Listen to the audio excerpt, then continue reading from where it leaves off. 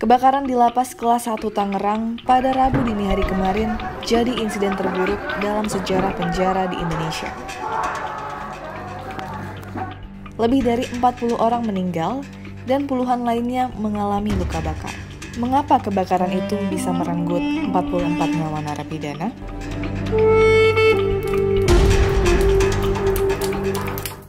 Sebelum memahami mengapa banyak korban jiwa, kita pahami dulu struktur bangunan di penjara ini.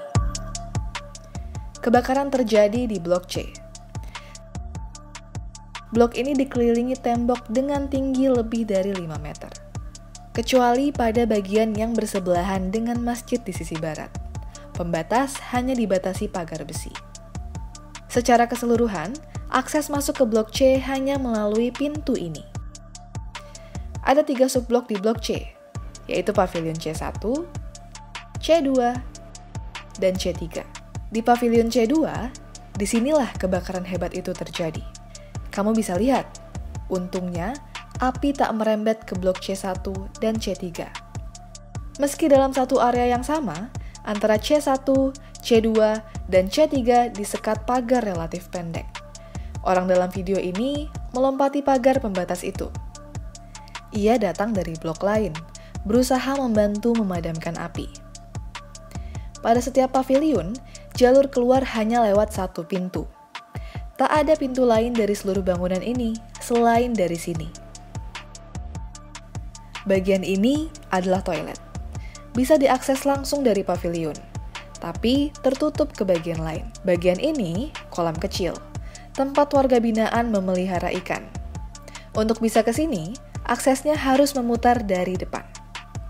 Alhasil, saat kebakaran terjadi, hanya pintu bagian inilah satu-satunya jalur menyelamatkan diri. Ketika terjadi kebakaran, sebetulnya nggak ada pintu lain selain pintu di depan aula itu, Bang ya? Iya, benar. Jadi untuk keamanan mereka itu kan untuk misalnya napi lari atau apa segala macam itu sangat kecil kemungkinan karena di atas pun ada tralis.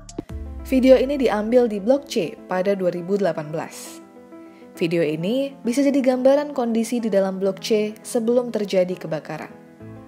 Ruang tengah tempat berkumpul napi ini biasa disebut aula. Di sekelilingnya terdapat banyak kamar. Ada 19 kamar di sana. Karena status penjara yang overload, maka banyak narapidana juga tidur di aula. Seorang sumber kami mengatakan, narapidana yang tidur di sel tetap bisa leluasa bergerak di dalam pavilion. Setiap malam, petugas hanya mengunci pintu sel pavilion, bukan sel kamar. Malam tuh kamar yang di dalam itu malah nggak dikunci ya? Memang nggak dikunci. Lalu, petaka itu pun datang. Dari video ini terlihat, api berkobar dahsyat di bagian aula pavilion. Dari 44 korban tewas, hampir 70% diantaranya tidur di aula. Kepolisian menduga kebakaran disebabkan korsleting di bagian aula, lalu merembet ke struktur lain. Menteri Hukum dan HAM, Yasona Lauli, memaparkan kronologi kejadian ini. Jam 1.45,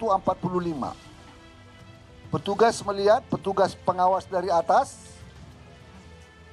atas melihat kondisi itu terjadi api, langsung menelepon kepada kepala pengamanan di sini, langsung menelepon pemadam kebakaran.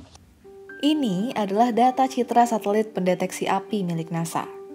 Sistem hanya akan mendeteksi titik api dengan thermal cukup tinggi.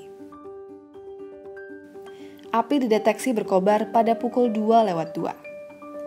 Jika merujuk pernyataan Yasona yang menyebut kebakaran terjadi pada 1.45, maka bisa dipastikan hanya dalam 15 menit api menjalar cepat di Blok C2.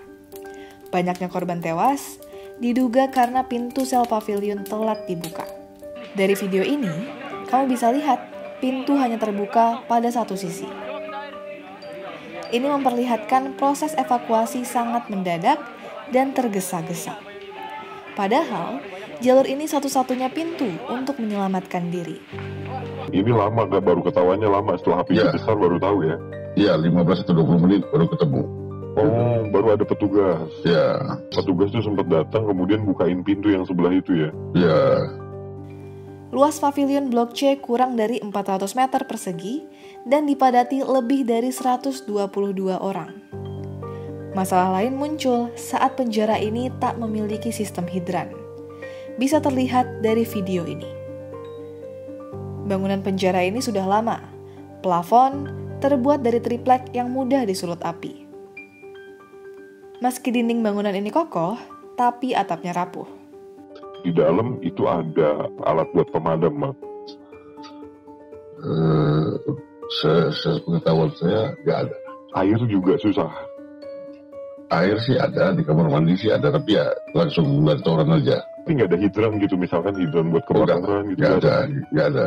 Tapi kalau alarm bunyi gitu, pendeteksi buat kebakaran ada nggak, Bang? Nggak ada, sebenarnya nggak ada.